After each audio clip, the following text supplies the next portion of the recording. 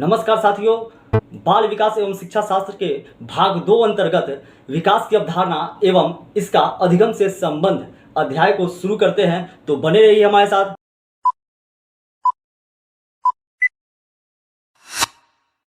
विकास यानी कि डेवलपमेंट, विकास एक सार्वभौमिक प्रक्रिया है जो जन्म से लेकर जीवन पर्यंत तक अविराम होता रहता है। इसके अंतर्गत वे सभी शारीरिक, मानसिक, सामाजिक और संवेगात्मक परिवर्तन सम्मिलित रहते हैं जो गर्भकाल से लेकर मृत्यु पर्यंत तक निरंतर प्राणी में प्रकट होते रहते हैं। यही कारण है कि विकास को क्रमिक परिवर्तनों की श्रृंखला भी कहा जाता है। विकास की प्रक्रिया में होने वाले परिवर्तन वंशानुक्रम से प्राप्त गुणों तथा वातावरण दोनों का ही परिणाम होता है। विकास की प्रक्रिया में होने वाले शारीरिक परिवर्तनों को आसानी से देखा जा सकता है, किंतु अन्य दिशाओं में होने वाले परिवर्तनों को समझने में समय लग सकता है।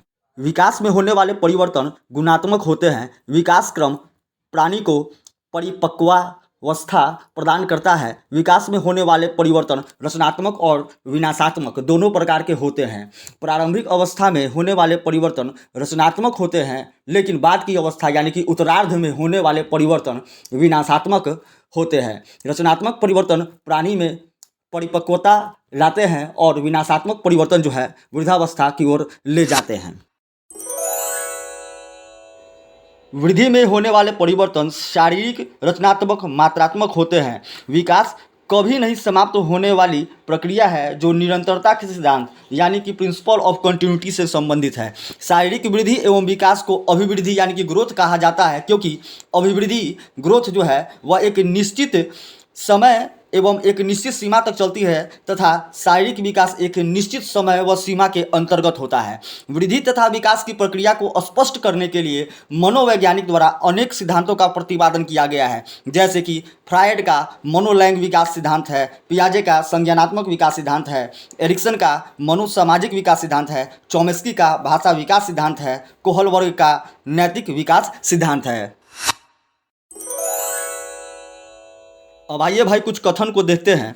विकास केवल अभिवृद्धि तक ही सीमित नहीं है, वरन वह व्यवस्थित तथा समनुगत परिवर्तन है जिसमें कि प्रौढ़ावस्था के लक्ष्य की ओर परिवर्तनों का प्रगतिशील क्रम निहित रहता है, जिसके परिणाम स्वरूप व्यक्ति में नवीन विशेषताएं व योग्यताएं प्रकट होती है। यह कहना है हरलॉक का। यहाँ देखिएगा, व्यवस्थित शब्द का तात्पर्य यह है कि विकास की प्रक्रिया में होने वाले परिवर्तनों में कोई न कोई क्रम अवश्य होता है और आगे वाले परिवर्तन पूर्व परिवर्तन पर आधारित होता है। जहाँ समनुगत शब्द का अर्थ है परिवर्तन संबंध विहीन नहीं होते हैं, उनमें परस्पर यानी कि आपस में संबंध होता है। ऐसा कहना जो है वह हरलॉक का है।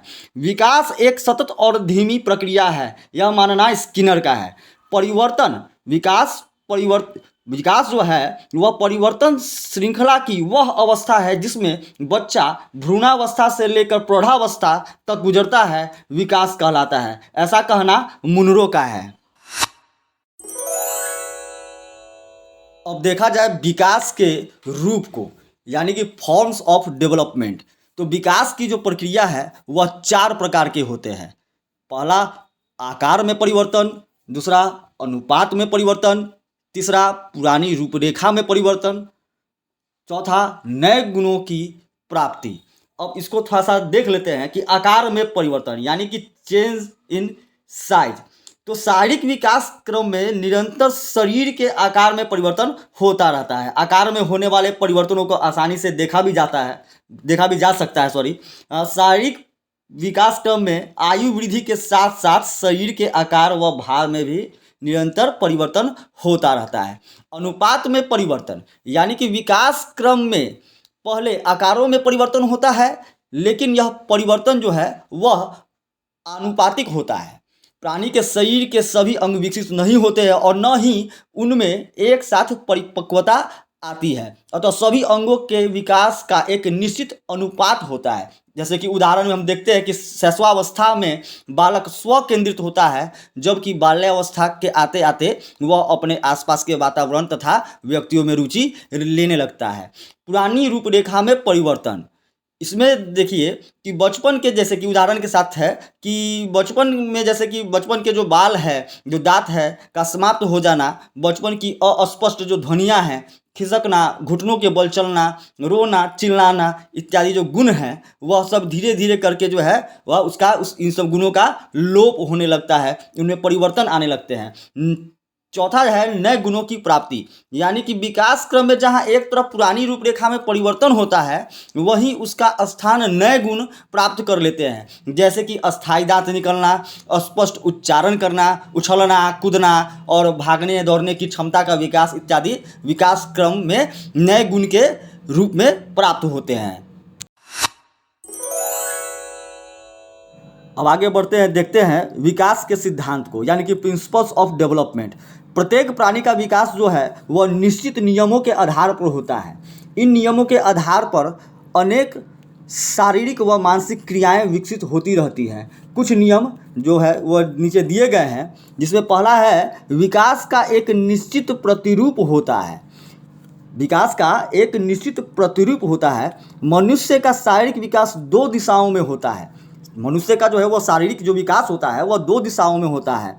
पहला है मस्काधोमुखी विकास क्रम में शारीरिक विकास सिर से पैर की ओर होता है। भ्रूणावस्था से लेकर बाद की सभी अवस्थाओं में विकास का यही क्रम रहता है। इसको ऐसे समझ सकते हैं कि भ्रूणावस्था में सबसे पहले जो है सिर का विकास होता है, उसके बाद में जो है धड़ तथा निचले भाग का विकास होता है। एक और बात है इसमें कि गर्भ में बालक का विकास होने में लगभग 280 दिन लगता है। एक नवजात शिशु का भार जो है वह 7 पाउंड यानी कि 7 पाउंड होता है।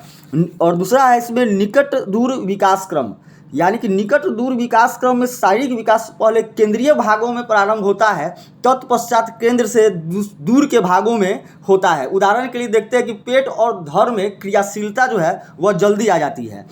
दूसरा है इसका पॉइंट, विकास सामान्य से विशेष की ओर होता है। विकास जो है वह सामान्य से विशेष की ओर होता है। विकास क्रम में कोई भी बालक पहले सामान्य क्रियाएं करता है, तत्पश्चात विशेष क्रियाओं की ओर अग्रसर होता है।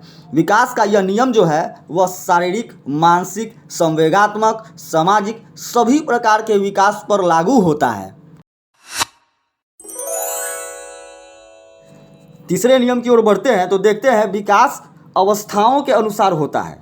विकास जो है वह अवस्थाओं के अनुसार होता है। सामान्य रूप से देखने पर ऐसा लगता है कि बालक का विकास रुक रुक कर हो रहा है, परंतु वास्तव में ऐसा नहीं होता है। उदाहरण के लिए जब बालक के दूध के दांत जो है निकलते हैं तो ऐसा लगता है कि एकाएक निकल आए हैं, लेकिन ऐसा वास्तव में नहीं होता है, क्योंकि उसकी नींव जो है गर्भावस्था के 5वें माह में ही पड़ जाती है और 5 से 6 माह में आते हैं।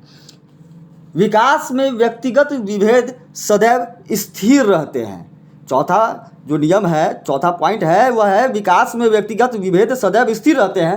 प्रत्येक बालक की विकास दर, प्रत्येक बालक की जो है वह विकास दर है तथा स्वरूपों में व्यक्तिगत विभिन्नता पाई जाती है। उदाहरण इसका भी लेते हैं, देखते हैं कि जिस बालक में शारीरिक क्रियाएं जल्दी उत्पन्न होती है वह शीघ्रता से बोलने भी लगता है, जिससे उसके भीतर सामाजिकता का विकास तेजी से होता है। इसके विपरीत जिन बालकों में शारीरिक विकास की गति मंद होती है उनमें मानसिक तथा अन्य प्रकार का विकास भी देर से होता है। अतः प्रत्येक बालक में शारीरिक और मानसिक योग्यताओं की मात्रा भिन्न भिन्न होती है। यही कारण है कि प्रत्येक बालक में शारीरिक और मानसिक योग्यताओं की मात्रा भिन्न भिन्न होती है। इस कारण समान आयु के दो जो बालक हैं, अगर समान आयु के दो बालक हैं तो उनके व्यवहारों में भी समानता नहीं दिखेगी, उनमें भी विभिन्नता दिखेगी। विकास की गति में तीव्रता व मंदता पाई जाती है। विकास की जो गति है उसमें तीव्रता व मंदता पाई जाती है। यह 5वां पॉइंट है, किसी भी प्राणी का विकास सदैव एक ही गति से आगे नहीं बढ़ता है, उसमें निरंतर उतार चढ़ाव होते रहते हैं। उदाहरण के लिए विकास की अवस्था में यह गति तीव्र रहती है, उसके बाद की अवस्था में थोड़ी मंद पड़ जाती है।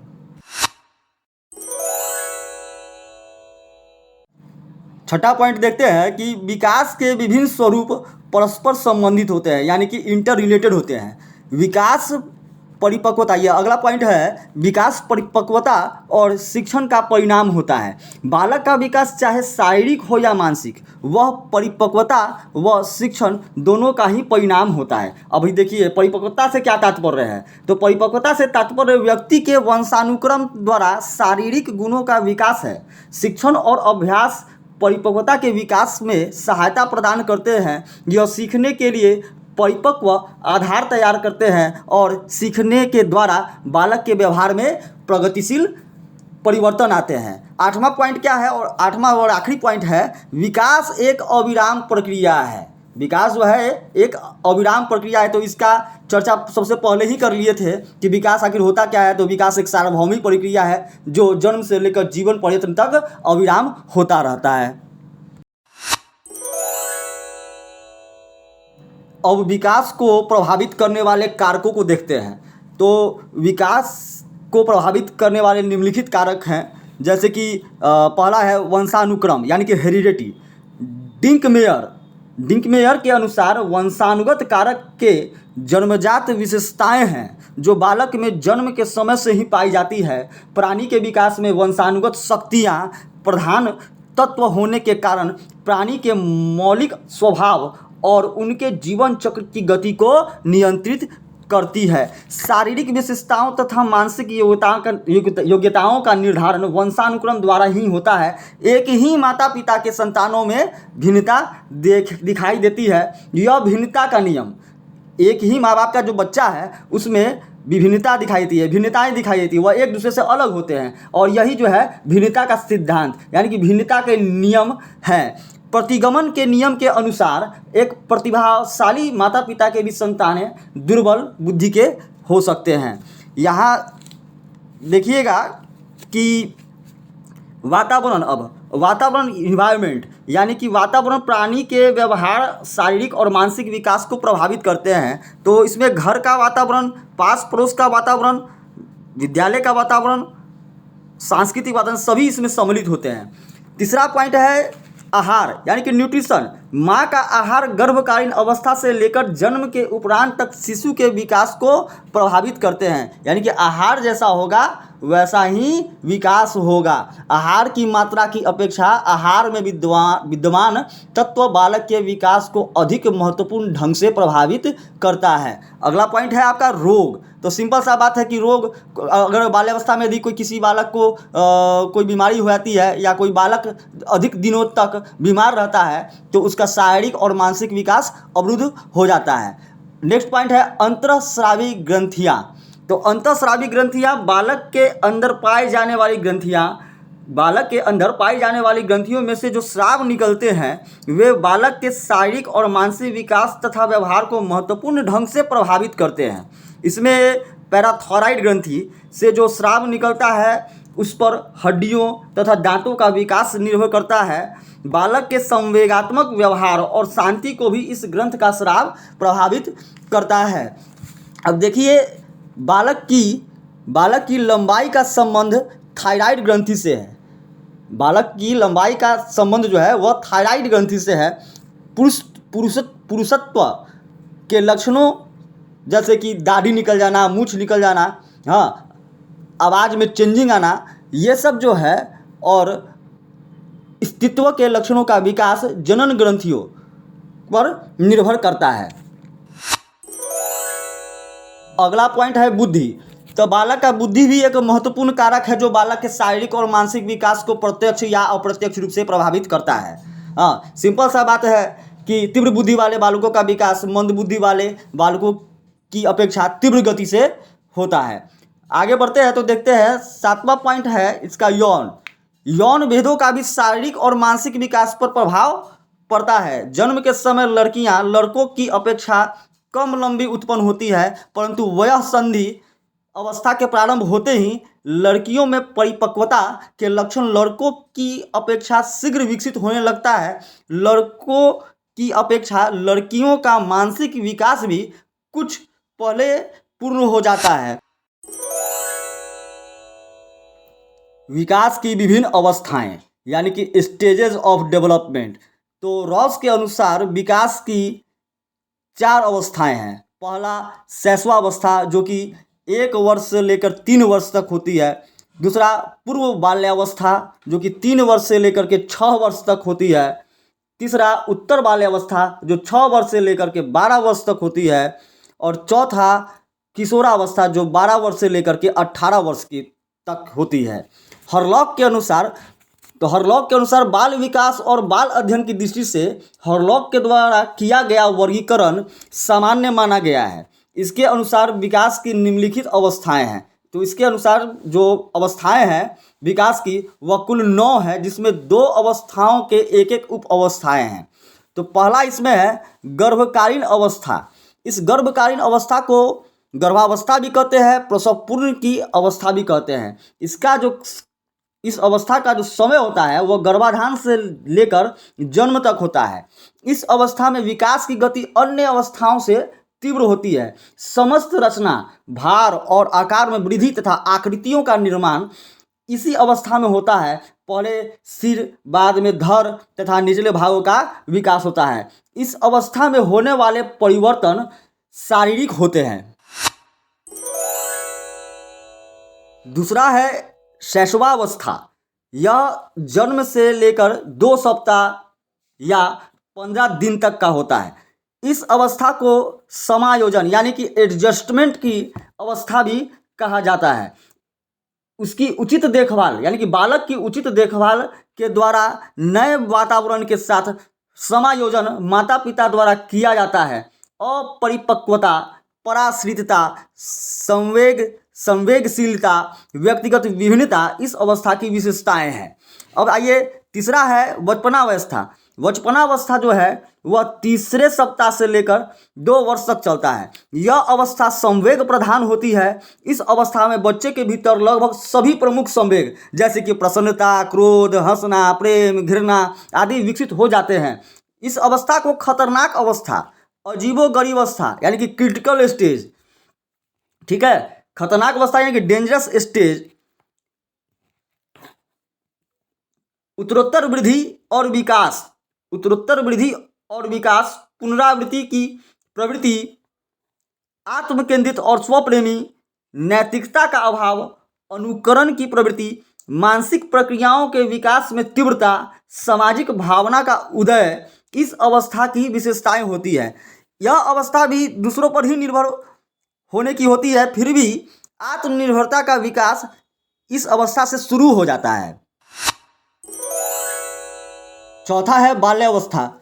ये जो है सो 3 वर्ष से लेकर के 12 वर्ष तक की अवस्था को बाल्यावस्था कहा जाता है। यह अवस्था शारीरिक व मानसिक विकास की दृष्टि से महत्वपूर्ण होती है। कोल तथा ब्रूस ने बाल्यावस्था को संवेगात्मक विकास का अनोखा काल कहा है। इसकी 2 उपअवस्थाएं हैं। पहला पूर्व बाल्यावस्था जो कि 3 वर्ष से लेकर के 6 वर्ष तक की होती है। इस अवस्था को तीव्र विकास की अवस्था, स्कूल पूर्व की अवस्था, समूह पूर्व की अवस्था और जिज्ञासु प्रकृति की अवस्था कही जाती है। इस अवस्था में बालक अपनी क्रियाओं में हस्तक्षेप करना पसंद नहीं करता है। विद्रोह की भावना की प्रवृत्ति पाई जाती है। वह स्वतंत्र रूप से अपने अनुसार कार्य करना चाहता है। इस अवस्था में बालक अपने माता पिता से, चूंकि जिज्ञासु होता है तो वह अपने माता पिता से, शिक्षकों से तरह तरह के सवाल करता है।